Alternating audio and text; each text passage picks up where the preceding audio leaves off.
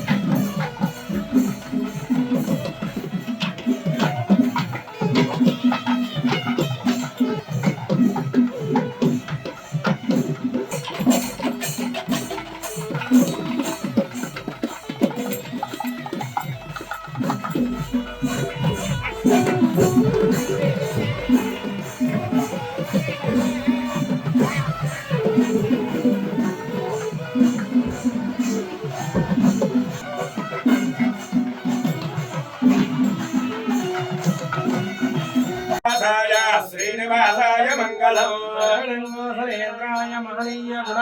చక్రవర్తి తనూజాయ సార్వభౌమాయ మంగళం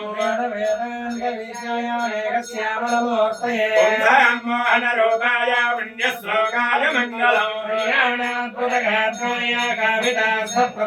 శ్రీమద్వేంకట నివాసాయ శ్రీనివాసాయ మంగళం సర్వేశ్చ పూర్వే రాచార్యే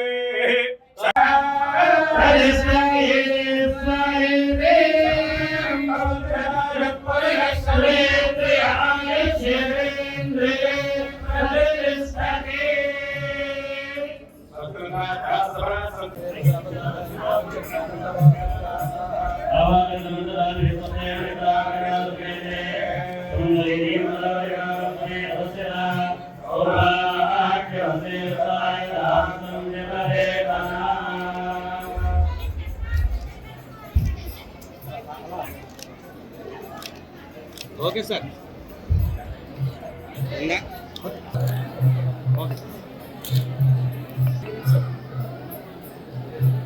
శ్రీ వాడపల్లి వెంకటేశ్వర స్వామి వారి బ్రహ్మోత్సవాలు ఈరోజు మొదలయ్యాయి.